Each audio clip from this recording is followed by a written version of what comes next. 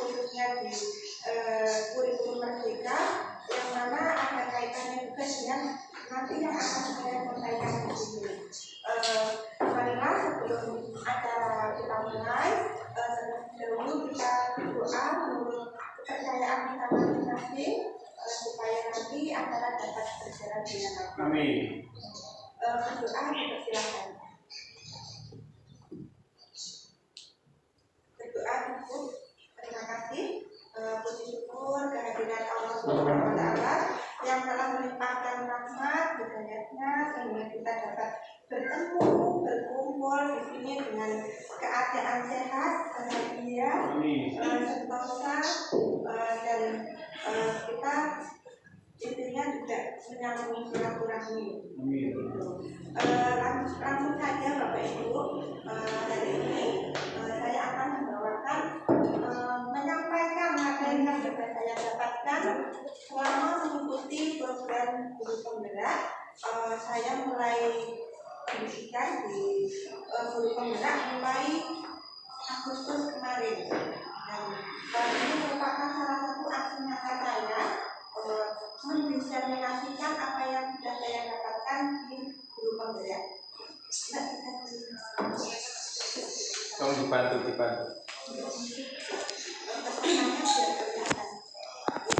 Ke depan bisa. Bisa dari depan. Ya. Masih kontrak kabel. Bisa. Diangkat bisa biar bisa.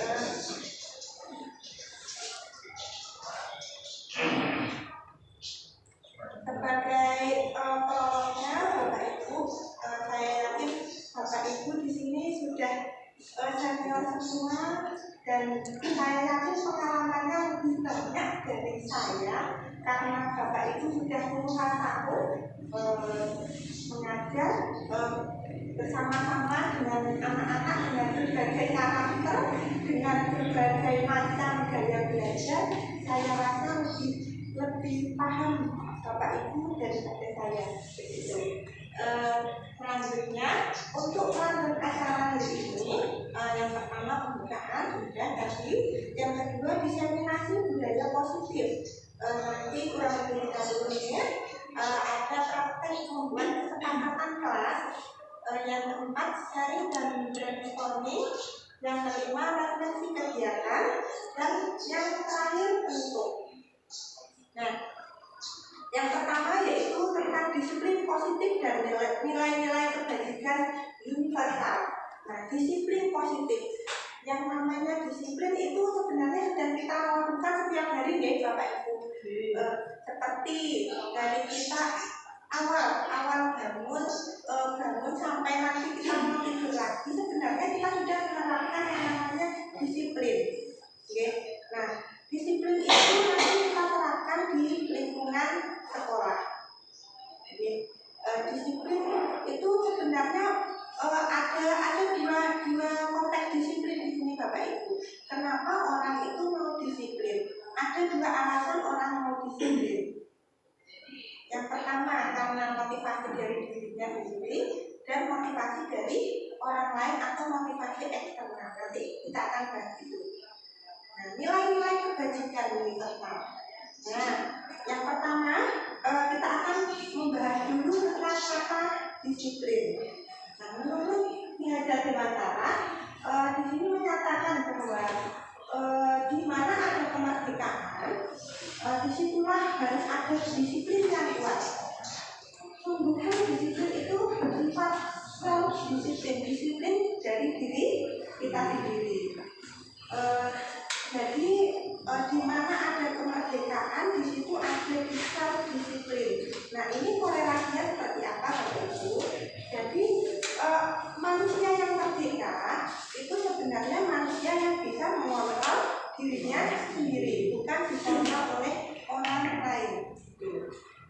Seperti yang kita ketahui, sebelum kita melangkah lebih jauh, perlu saya ingatkan lagi, Bapak Ibu tentu sudah tidak asing dengan tokoh pendidikan yang satu ini, Ki Hajar Dewantara. Dengan semboyan tokoh Bapak Ibu,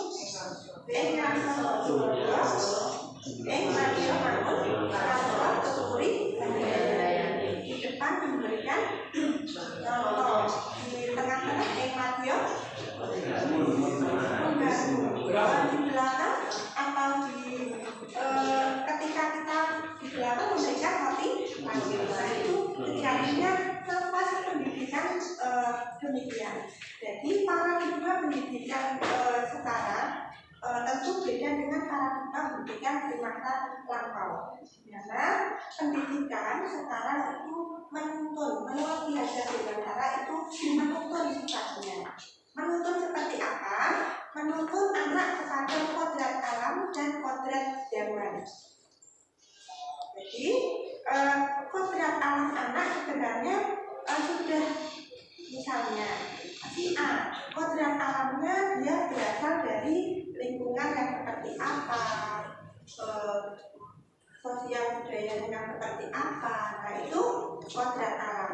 Lalu untuk kodrat zaman, kodrat zaman berkaitan dengan bagaimana anak tersebut pada zamannya. Misalnya sekarang sudah eranya di era digital, era teknologi. Maka kita mungkin kita juga menerapkan atau menyisipkan bagaimana sih kita menggunakan teknologi yang bijak, bagaimana kita dapat memanfaatkan teknologi dengan baik.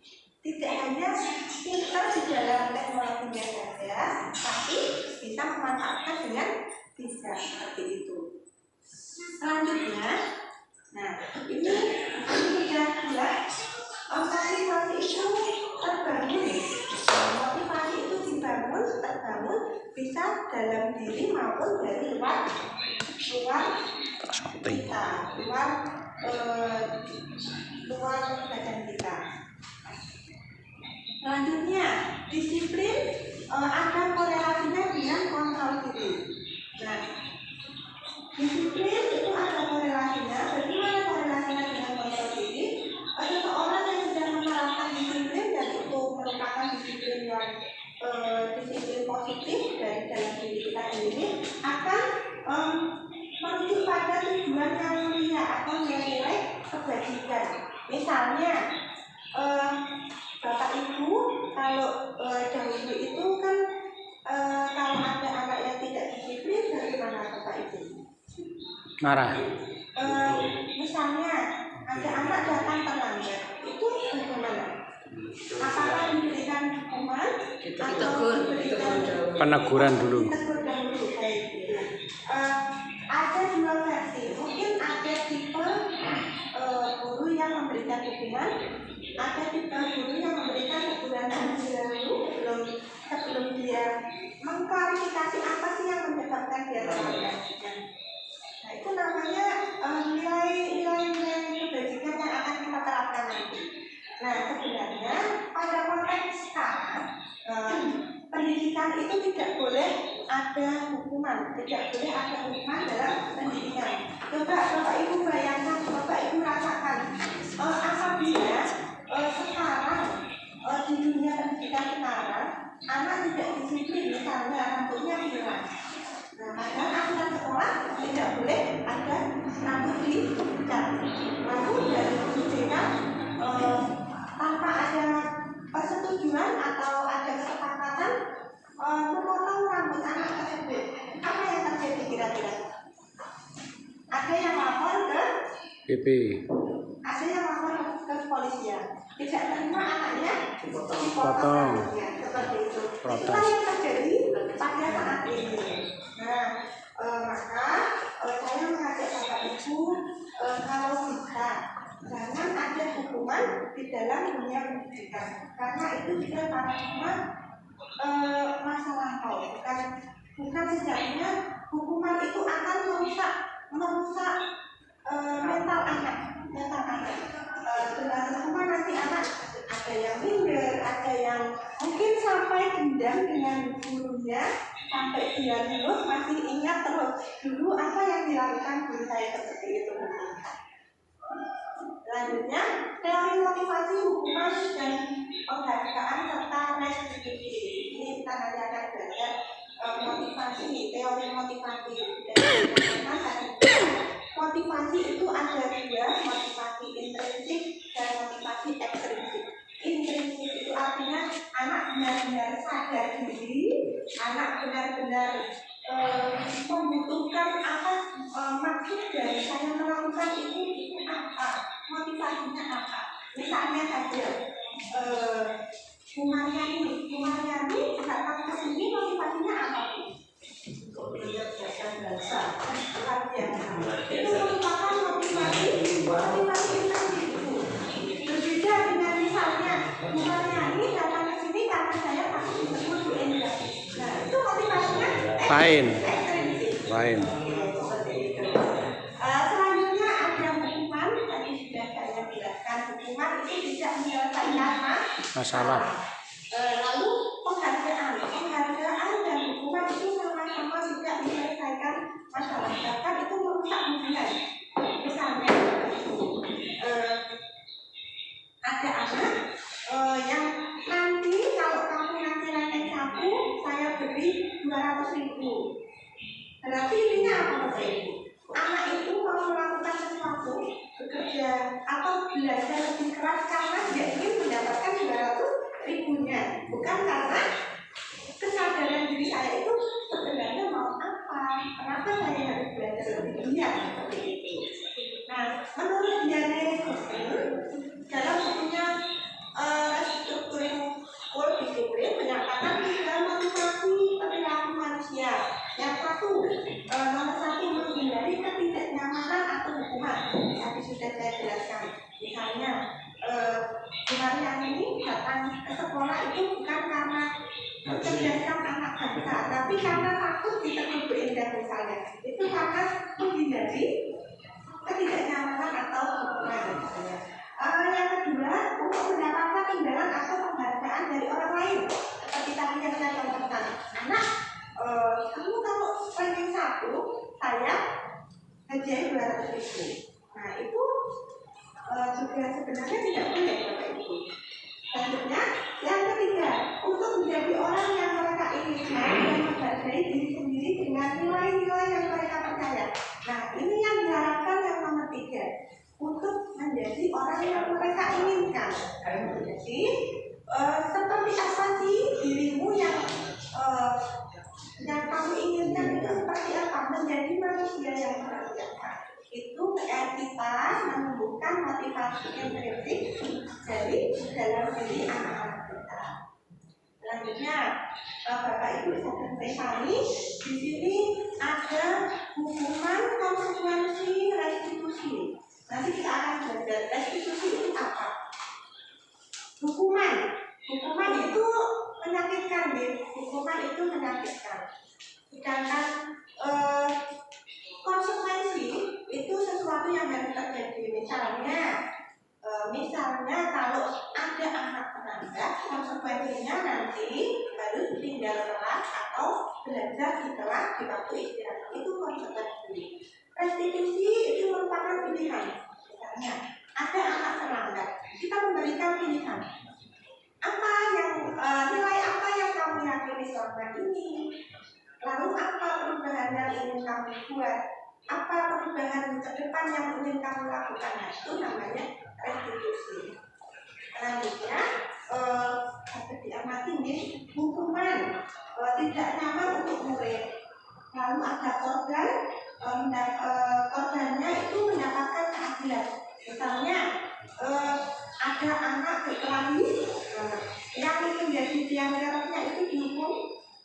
Nah itu otomatis ada korban yang mendapatkan keadilan.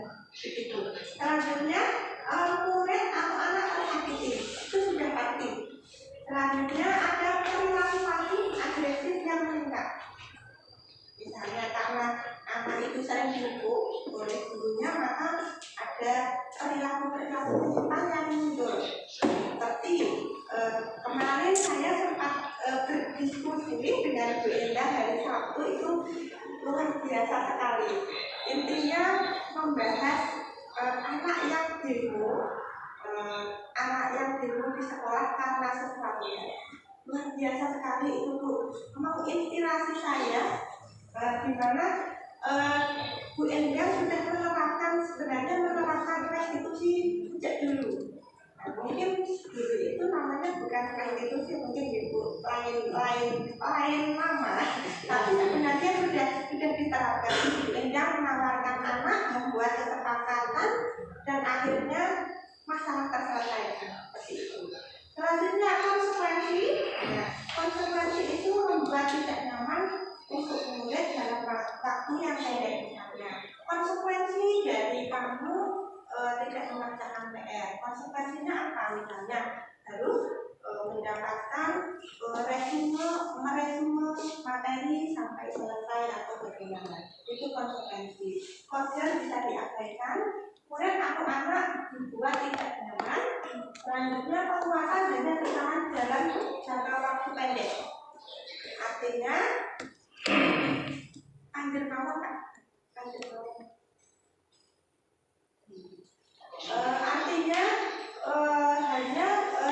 berlaku untuk sementara saja. Artinya institusi menguatkan untuk murid atau anak dalam jangka panjang agar mendapatkan ganti. Nah, yang selanjutnya murid atau anak mendapatkan penguatan masalah terpecahkan. Nah, itu yang sudah yang seharusnya kita lakukan ketika anak itu bermasalah, ada konflik atau memiliki pelanggaran di kelas Bapak Ibu. Itu. Selanjutnya ada negatif, netral, dan positif. Nah, ini ada kalimat negatif. Awas, kalau dilakukan lagi, nanti kamu apa? Nah, itu kalimat-kalimat yang negatif.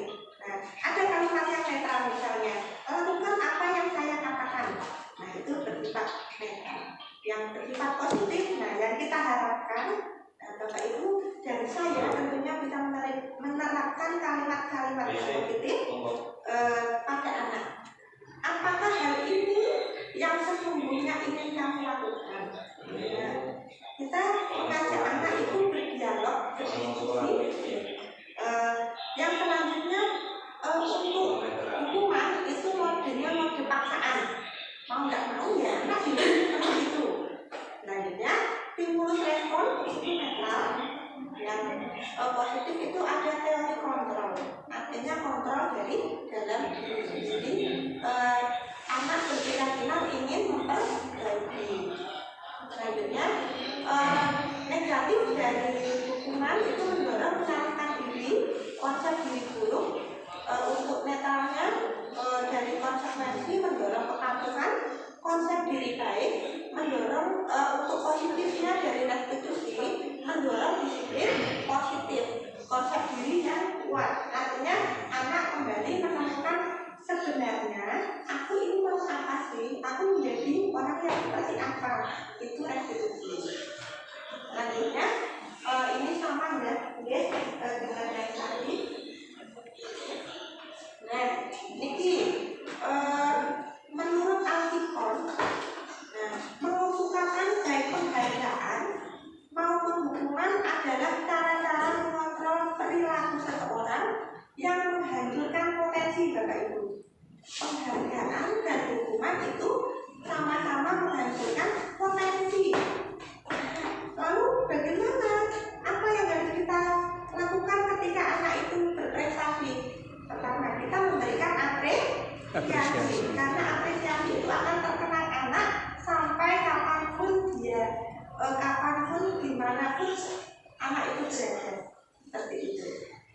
Selanjutnya, restitusi sebuah cara menanamkan disiplin positif pada anak. Artinya tadi restitusi itu sebuah tawar-menawar antara guru dengan murid. Seperti itu. Jadi tidak ada hubungan, tidak ada penghargaan. Nah, restitusi bukan untuk menebus kesalahan, namun untuk belajar dari kesalahan.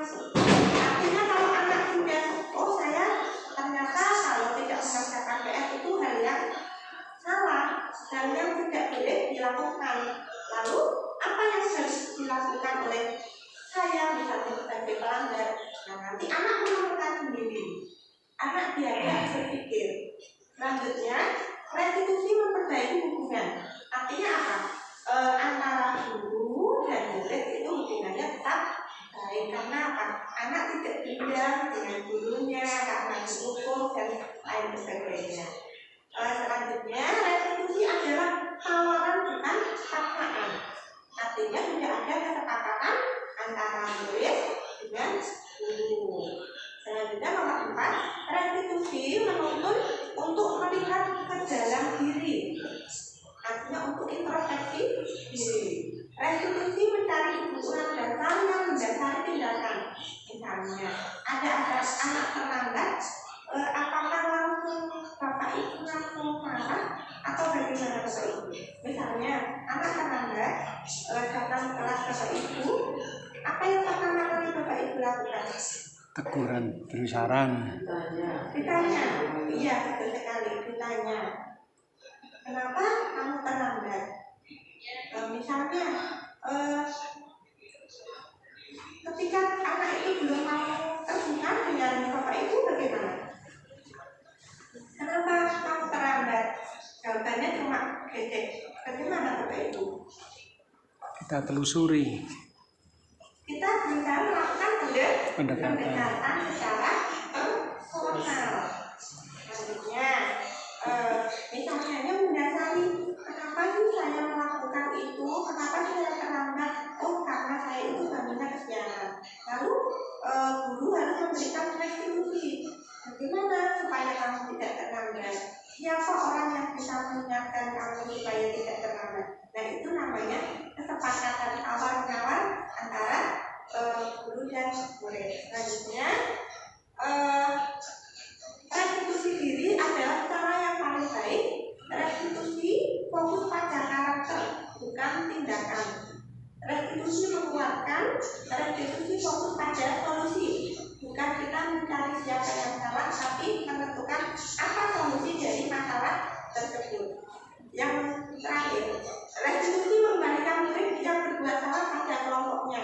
Artinya dengan restitusi nanti misalnya ada anak yang konflik, artinya bisa diterima pada kelompoknya atau pada teman pergaulannya. Keyakinan kelas, kita sudah memasuki pada keyakinan kelas. Mengapa keyakinan kelas tidak peraturan kelas saja? Apa bedanya keyakinan dengan peraturan Bapak Ibu? Kalau kita yakin berarti gimana? Saya yakin, saya itu bisa. Berarti bagaimana? Gimana Pak Muhyiddin menurut Pak Muhyiddin? Saya yakin saya bisa. Bagaimana perbedaannya keyakinan dengan peraturan? Kenapa yakin? Ya, namanya keyakinan itu dia merasa satu itu bisa dilakukan. Jadi kenapa tidak peraturan jelas saja peraturan melaksanakan banyak dimakan. Betul sekali Bapak. Terima kasih. Jadi kalau peraturan itu sifatnya satu arah. Kalau kita membicarakan keyakinan berarti ada motivasi intrinsik, ada motivasi dari diri anak. Misalnya, sebelum kita belajar, yuk kita membuat kesepakatan kelas. Nilai-nilai apa sih yang kita yakini ketika kita belajar sosiologi misalnya? Aduh, saya mau berpendapat, saya mau bersemangat ketika belajar. Selanjutnya apa? Dia, selanjutnya apa? Dia harus aktif. Oke, nah itu namanya anak yang membuat kesepakatan keyakinan kelas, bukan peraturan yang menuntut mereka atau menuntut mereka untuk patuh seperti itu. Paham ya Bu yang saya utarakan? Ya. Mengapa kita memiliki peraturan tentang penggunaan helm? Kenapa Bapak Ibu kalau berkendara itu harus pakai helm? Apa Bapak Ibu? Karena apa sih? Kenapa harus pakai helm? Sebenarnya karena keselamatan. Dan keselamatan itu keyakinan dari Diri sendiri. Kenapa kita memiliki peraturan tentang penggunaan masker ketika pandemi kemarin sedang melonjak tinggi? Sebenarnya karena untuk kesehatan. Artinya kita yakin dengan kita memakai masker itu artinya apa? Sehat. Menjaga kesehatan diri kita dan orang lain. Seperti itu. Selanjutnya pembentukan keyakinan sekolah atau kelas. Nah, yang namanya keyakinan itu lebih bersifat abstrak, berbeda dari peraturan. Peraturan itu sudah ciri-ciri siswa harus datang sebelum jam 7. Siswa harus memakai seragam OSIS setiap Selasa Senin dan Senin. Identitas Rabu Kamis tanpa hari Jumat, seperti itu peraturan. Itu sudah sifatnya konkret, sudah tertulis. Selanjutnya keyakinan kelas berupa pernyataan-pernyataan universal yang sifatnya umum. Seperti tadi yang saya katakan sebelum mulai pembelajaran, yuk apa kesepakatan kelas hari ini? Kesenangan Bu. Yang kedua, aktif dalam diskusi. Itu keyakinan anak dari anak untuk anak dan dilakukan oleh anak. Selanjutnya keyakinan kelas hendaknya tidak terlalu banyak hingga mudah diingat. Jadi kalimat-kalimat yang bukan kalimat, kata yang mudah diingat dan simple. Keyakinan kelas sebaiknya sesuatu yang dapat diterapkan di lingkungan tersebut, karena membuat keyakinan kelas yang tidak mungkin dilakukan di Bapak Ibu. Selanjutnya semua warga kelas hendaknya ikut berkontribusi dalam pembuatan keyakinan kelas lewat kegiatan surat pendapat seperti tadi sebelum memulai pembelajaran. Selanjutnya bersedia meninjau kembali keyakinan kelas dari waktu ke waktu. Artinya apakah keyakinan kelas itu masih up to date, bisa dilakukan saat itu atau tidak. Nah, itu menyesuaikan kebutuhan dan kondisi masing-masing kelas. Nah, ini ada diagram Y. Nah, ini terdengar, terlihat, berperilaku. Misalnya terdengar, yuk saya bantu. Itu terdengar, terlihat, berempati terhadap perasaan orang lain. Berperilaku, tersenyum, ramah. Ini merupakan budaya positif yang ada di sekolah. Ini sebenarnya sudah kita lakukan ya Bapak Ibu, seperti kita menyambut kedatangan anak ketika anak datang, bersalaman. Nah itu sudah kita lakukan. 5S, senyum, sapa, salam, sopan santun sudah kita terapkan. Nah, kebutuhan dasar manusia dan dunia berkualitas. Nah, kita bahas ini juga berkaitan dengan budaya positif kita di sekolah Bapak Ibu. Kebutuhan dasar manusia itu apa saja? Apakah hanya makan minum?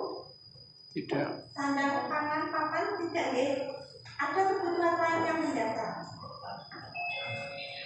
Nah, apa sajakah kebutuhan dasar manusia? Ada kebutuhan untuk bertahan hidup, seperti tadi yang saya katakan, kebutuhan akan makanan, minum, tempat tinggal, yaitu untuk bertahan hidup. Lalu kebutuhan penguasaan atau pengakuan.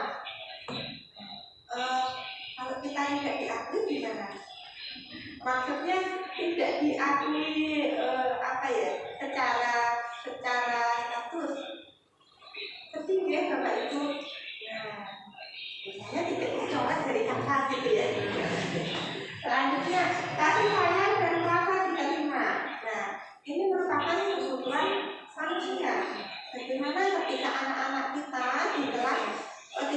mendapatkan kebutuhan kasih sayang atau merasa diterima, pastinya dia akan dimotivasi untuk belajar.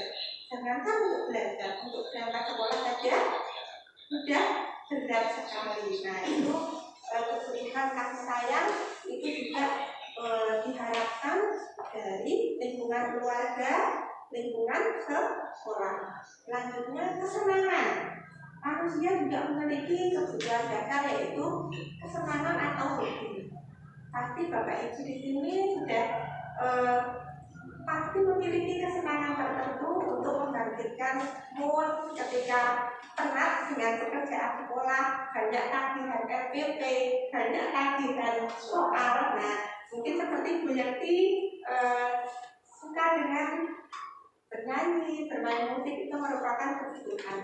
Refreshing. Selanjutnya, kebebasan, kebutuhan kebebasan. Artinya seseorang juga membutuhkan kebutuhan kebebasan dalam arti hanya berpendapat. Itu merupakan kebutuhan dasar manusia untuk bertahan hidup. Nah, dunia berkualitas. Dunia berkualitas adalah tempat khusus dalam pikiran Bapak Ibu, tempat Bapak Ibu menyimpan gambaran representasi dari semua yang Bapak Ibu inginkan. Bisa berisi orang-orang, hal-hal apa saja yang baik dalam hidup Bapak Ibu, dan membuat Bapak Ibu merasa bahagia dan terpenuhi kebutuhan dasarnya. Misalnya, Bu Yakti masih ingat hal apa yang paling menarik atau paling diingat ketika sekolah? Bu Yakti, ketika Bu Yakti sekolah,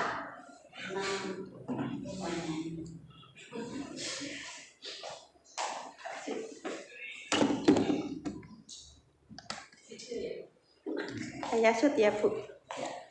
Yeah. Bu Yakti ketika sekolah itu dunia berkualitas apa yang Bu Yakti pernah alami dan sampai sekarang masih ingat? Ketika saya mewakili sekolah, Ya. menyanyi dan lomba paduan suara mendapat juara. Wah, luar biasa. Masih diingat, terkenang sampai sekarang ya Bu? Iya. Bahkan timnya sampai sekarang masih kontak-kontak. Wah, masih solid, luar biasa.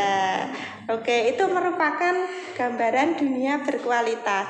Oke, kalau Pak Ardi mungkin, Pak Ardi ketika sekolah atau ketika dimanapun sudah lulus sekolah juga boleh. Dunia berkualitas apa yang masih diingat Bapak? Lomba tapi belum menang. Oh enggak, Iya. tapi tetap Tapi kan berkesan tetap ya. ada berkesan kan. Wah, Kan luar biasa. Tidak semata-mata juaranya kan. Betul. Jadi prosesnya, terus apa yang dilalui, terus ya perjuangannya itu juga bagian dari yang diingat juga. Oke. Kan berapa kali? Sampai 5 kali kan ya. Wah, luar Bisa biasa. menang. Artinya pantang menyerah sebelum mendapatkan Tapi yang akhirnya kan diharapkan. sekarang mungkin bisa mengantarkan murid-murid untuk bisa jadi juara, mungkin itu juaranya disimpan untuk sekarang. Oke, sekarang juaranya juara untuk peserta didiknya nggih Pak.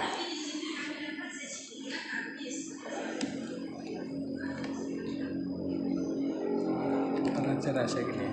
Nah, ternyata nih saya. Selanjutnya Bapak Ibu sudah memberikan tanggapan mengenai dunia berkualitas Bapak Ibu. Artinya yang namanya dunia berkualitas itu menyenangkan, mudah tidak mudah dilupakan, dan sampai tua pun masih teringat.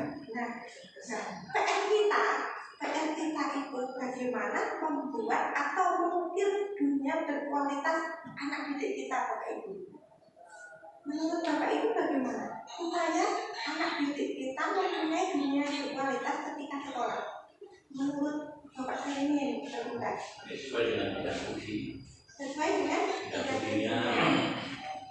Ketika misalnya ya berlomba menghitung misalnya kan nggak bisa sampai sekolah dan sebagainya. luar biasa Bapak Kalian. Terima kasih. Jadi dengan membekali anak atau dengan menuntun anak pada kodratnya itu merupakan dunia berkualitas bagi bagi peserta didik kita, anak didik kita. Artinya begini, kita sebagai seorang pendidik mengupayakan menuntun anak pada saya tekankan tadi pada kodrat alam dan kodrat biarkan anak. Jadi jangan sampai misalnya anak ini tidak suka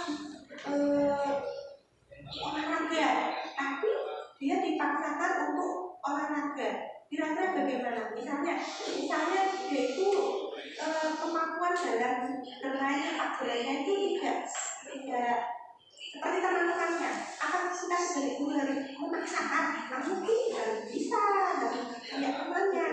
Kira-kira bagaimana kita itu? Diarahkan. Apakah seperti itu? Tidak. Tidak, nih. Nah, karena setiap anak sejatinya memiliki potensi yang Berbeda.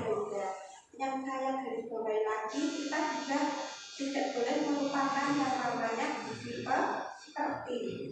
Sepandai apapun anak, ketika budi pekertinya rusak, artinya apa Bapak Ibu?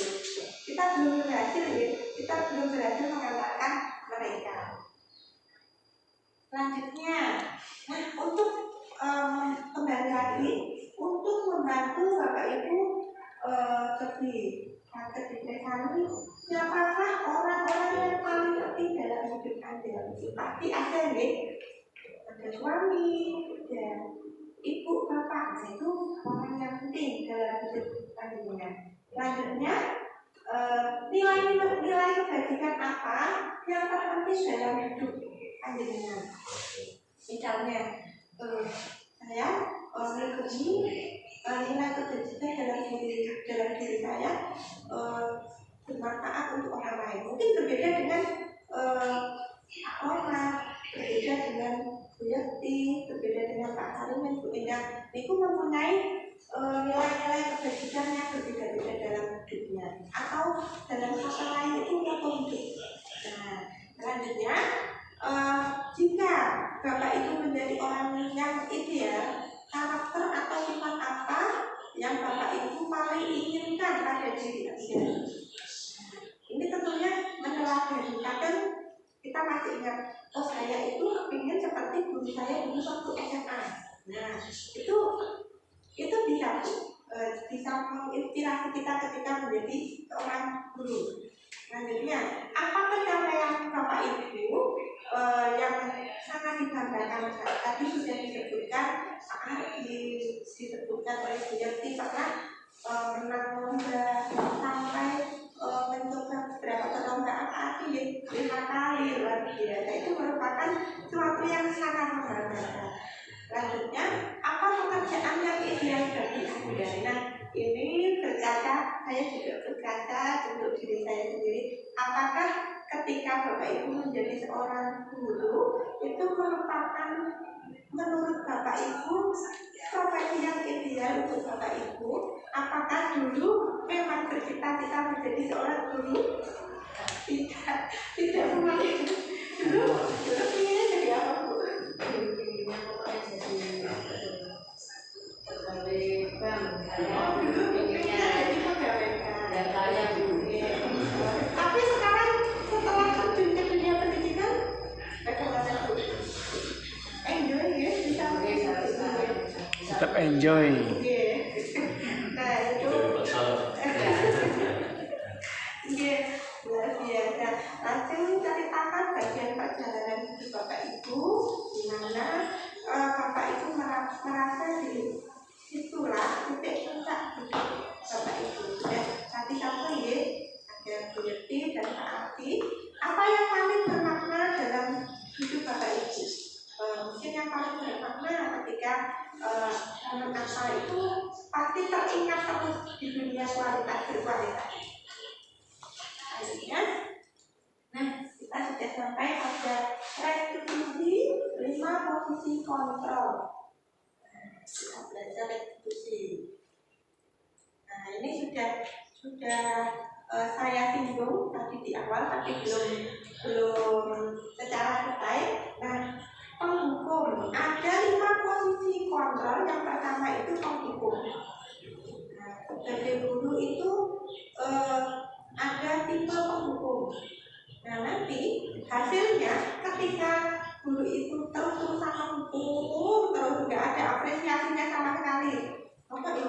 dukung terus muridnya nggih pasien nggih Bu. Nah, dampaknya kemungkinan murid akan marah dan pendendam serta memiliki sifat yang agresif, suka marah-marah, kalau berbicara itu suka teriak-teriak, tidak bisa halus. Nah, selanjutnya bisa jadi sesudah kembali duduk, murid tersebut akan mencoret-coret bukunya. Nah, ini pada kasus di atas, Bapak Ibu ada raos. Nah, lebih buruk lagi, sepulang sekolah murid melihat motor atau mobil Bapak Ibu guru dan akan menggores kendaraan tersebut dengan membuat ini sampun anarkis ya. Nah, ini dampak-dampak dari menghukum atau kita memberikan hukuman yang di luar batas atau kewajaran. Mungkin kalau zaman dulu masih seperti ini, tapi sekarang sudah bukan nih. Bahkan normal sepertinya sudah tidak ada di Indonesia, sudah tidak ada. Karena sudah aman, muridnya pintar-pintar, santun-santun luar biasa. Nah, yang kedua, posisi kontrol membuat merasa bersalah. Yang pertama, menghukum. Yang kedua, membuat merasa bersalah. Nah, pokok sampai sebenarnya ada percakapan di sini. Ada kalimat ibu sangat kecewa sekali dengan kamu. Nah, itu merupakan indikator bahwa apa untuk membuat orang itu merasa bersalah. Mungkin loh, nah, intinya seperti itu. Nah, selanjutnya hasilnya apa ketika kita menanamkan posisi kontrol sebagai guru membuat merasa bersalah? Yang pertama, murid akan merasa bersalah telah mengecewakan bapak ibu gurunya. Selanjutnya, murid akan merasa menjadi orang yang gagal, tidak sanggup membahagiakan orang lain. Nah, kadang-kala sikap seperti ini lebih berbahaya dari sikap penghukum, karena emosi akan tertanam melekat di dalam diri murid. Tidak seperti murid dalam dengan guru penghukum. Nah, di mana murid bisa melupakan amarahnya walaupun dengan cara negatif. Artinya kalau orang kecewa itu kan memendam perasaan gitu. Nah, ini dampaknya akan pada psikologi anak seperti itu. Minder, anak lebih tidak mau terbuka dengan gurunya. Nah, itu salah satu dari pembuat merasa bersalah. Nah, yang ketiga, posisi kontrol sebagai seorang guru sebagai teman. Misalnya bisa dilihat di percakapan ini, ayolah demi bapak demi ibu lakukan ini. Nah, itu sebagai teman. Tapi dampaknya apa Bapak Ibu? Ketika kita menerapkan hal itu, seorang murid itu hanya akan patuh ketika dengan guru tersebut. Nah, dengan guru lain ya boten. Karena apa?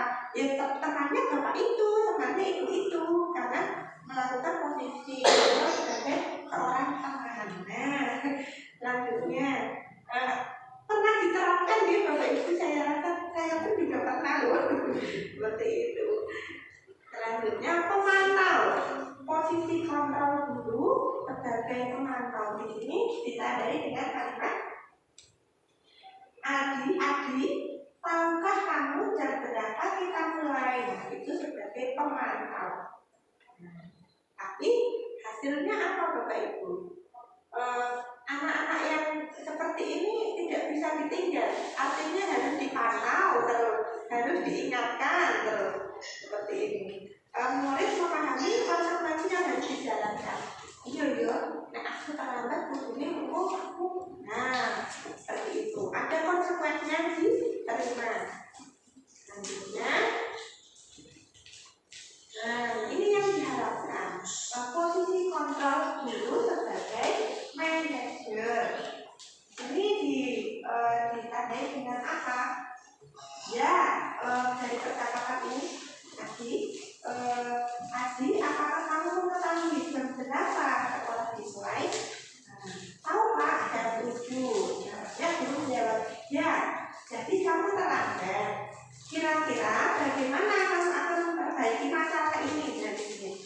Bagaimana kira-kira kamu akan memperbaiki masalah ini?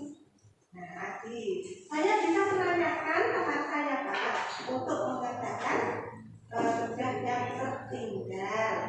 Otomatis karena terlambat dia tugasnya banyak yang tertinggal. Selanjutnya, baik itu bisa dilakukan. Apakah besok akan ada masalah untuk kamu agar bisa hadir tepat waktu di sekolah? Akhirnya menjawab, tidak Pak, saya bisa hadir tepat waktu. Lalu, baik, saya hargai usahamu untuk memperbaiki diri. Nah, di sini Bapak Ibu. Jadi bukan, wes, tak ingin saya. Nah, bukan seperti itu. Artinya kita memberikan apresiasi. Saya hargai usaha kamu. Saya tunggu perubahan baik dari kamu. Nah, seperti itu. Dengan kalimat-kalimat yang positif. Bapak Ibu tentu sudah paham kalimat yang positif untuk anak seperti apa, yang negatif seperti apa. Misalnya, Dok, aku main-main aku nggak tidur. Nah, jangan lari-lari, nanti tidak jatuh. Nah, itu kalimat negatif atau positif Bapak Ibu? Negatif ya. Lalu bagaimana mengubahnya menjadi pelan-pelan ya nak, lantainya licin. Nah, seperti itu. Kita bisa mengubah kalimat-kalimat yang negatif menjadi kalimat yang positif. Selanjutnya, restitusi, segitiga restitusi. Apa sih segitiga restitusi? Ya, seperti ini Bapak Ibu. Ketika anak melanggar peraturan atau tidak sewajarnya seperti biasanya, apa yang pertama kali Bapak Ibu lakukan? Misalnya, anak tidak mengerjakan PR. Yang pertama, menstabilkan identitasnya. Tidak mengerjakan PR sepertinya itu masih ringan ya. Misalnya bentrok dengan temannya. Nah, sepertinya Bu yang kemarin ceritakan, pernah menemui atau menjumpai anak yang demo seperti itu ya Bu. Yang pertama, menstabilkan identitas. Dengan apa? Kita semua akan melakukan hal yang terbaik yang bisa kita lakukan. Menstabilkan, jangan buru-buru menjudgment, ini benar. Bukan seperti itu, tapi menstabilkan identitasnya dulu. Selanjutnya, validasi tindakan yang salah. Nah, apakah benar seperti ini? Nah, kita validasi dulu. Jangan terburu-buru mengejar atau menjudgment seseorang itu jelek. Itu tidak boleh. Selanjutnya, yang ketiga, menanyakan keyakinan. Nah, keyakinan apa sih yang kamu yakini untuk kehidupan ini, untuk dirimu supaya lebih baik?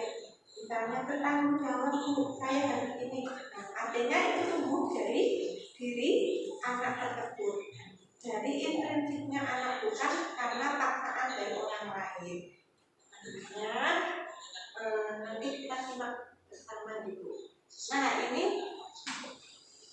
ini ada segitiga restitusi. Nah, yang pertama itu menstabilkan, lalu validasi, yang terakhir menanyakan keyakinan keras apa atau keyakinan apa yang akan dilakukan. Nah, sebelumnya saya ingin menampilkan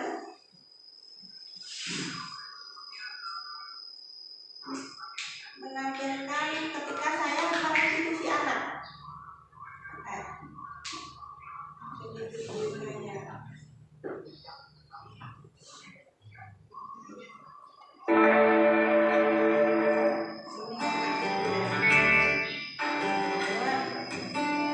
Ini kasusnya Elvi dan Sekar adalah teman sekelas. Kebetulan mereka satu kelompok belajar. Nah, suatu ketika mereka berselisih bertengkar karena perbedaan pendapat dalam kerja kelompoknya. Nah, selanjutnya Sekar pun emosi dan marah. Hal itu membuat buku milik si Elvi robek, dan padahal buku itu milik perpustakaan. Nah, bagaimana menangani kasus seperti ini? Tentunya ini tidak sama harus seperti ini Bapak Ibu, tergantung pada situasi dan kondisi anaknya. Nah, seperti itu. Tidak semua anak bisa diterapkan restitusi seperti ini. Terkadang, jadi kembali lagi seperti apa kondisi anaknya, seperti apa latar belakang anaknya, motivasi anaknya, seperti itu.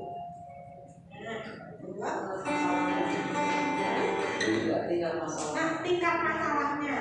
Kalau tingkat masalahnya sedang atau ringan, cukup dengan kita tidak perlu memanggil secara intens tidak masalah. Tapi kalau itu pelanggarannya itu sudah berat seperti bertengkar atau membuat kegaduhan yang apa namanya sangat mengganggu, nah itu nanti kita bisa terapkan restitusi untuk Bapak Ibu supaya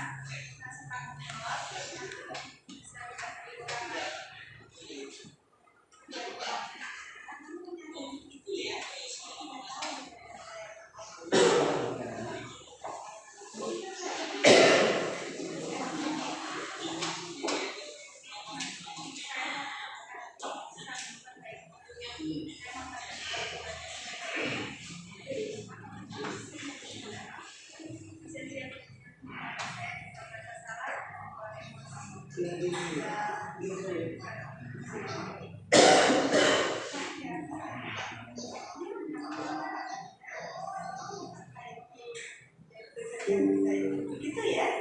Oke, terima kasih ya Pak Uda.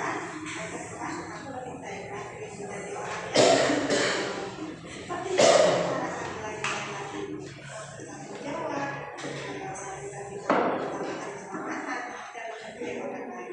Itu ya. Jadi silakan untuk berinteraksi. Terima kasih Bu. Terima kasih Bu.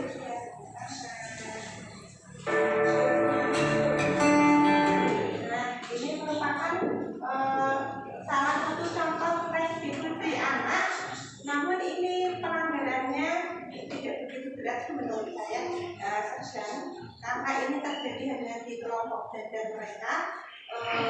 Agak penting lalu kita mengadakan restitusi dengan memanggil anak tersebut secara pribadi.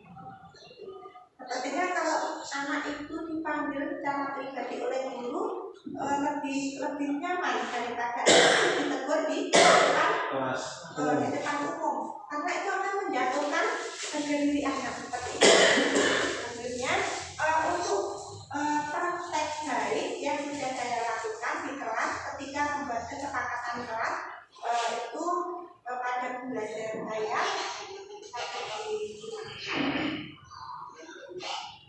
ini kebetulan video PPL saya.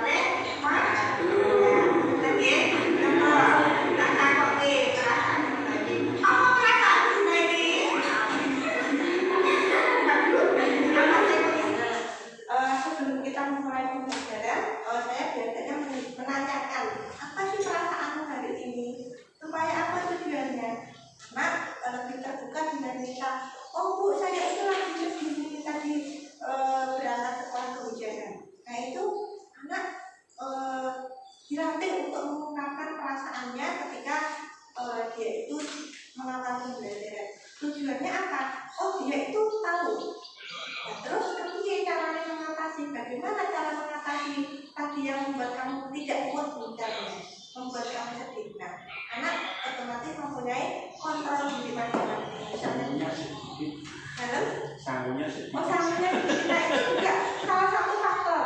Kadang anak jujur seperti itu, Bapak. Ada yang bilang, belum sarapan Bu. Nah, seperti itu.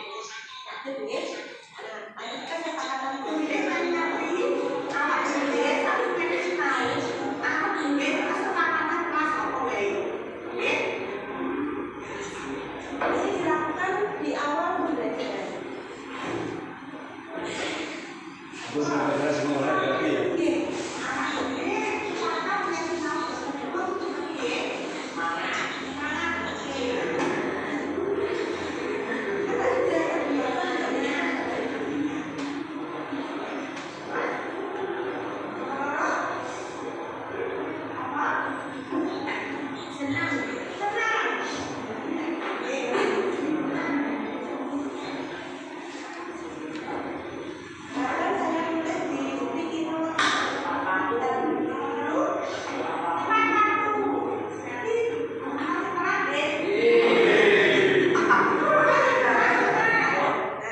Ini merupakan salah satu contoh kita membuat keluarga dulu.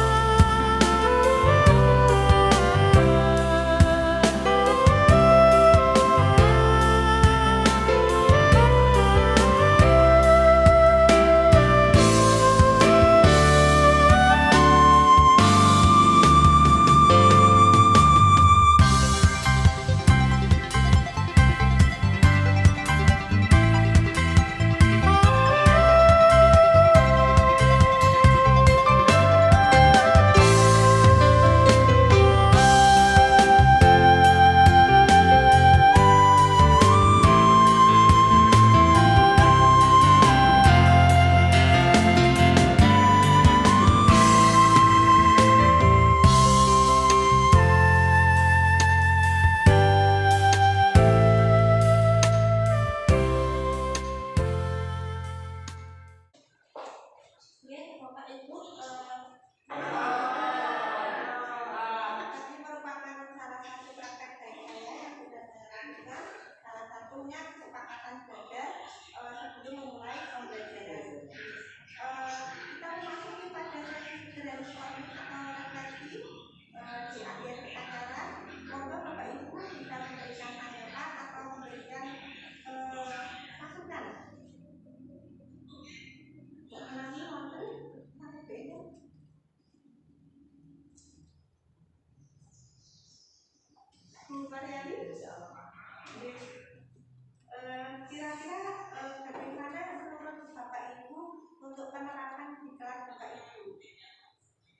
ya.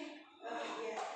Artinya kita merintis, tahap merintis diawali dari kelas kita, dan ketika kita tidak merintis nanti meningkat fase tahap bertumbuh atau kita menumbuh, dan akhirnya kita menjadi tahap yang membudaya atau kita menjadi suatu kebiasaan. Sepertinya materi sudah saya sampaikan semua Bapak Ibu, dan bila ada pertanyaan saya persilakan, monggo dari Pak Alimin, Adi, Pak Ahmad, Direkti, Mbak Yani. Apakah ada pertanyaan sebelum saya tutup? Sampai ya? Itu dia sudah dilaksanakan yang namanya itu tidak bukan salah. Terus Pak, terus sejatosnya kita itu sampun melaksanakan, kita sudah melaksanakan, hanya saja namanya mungkin yang berbeda, namanya konten kan,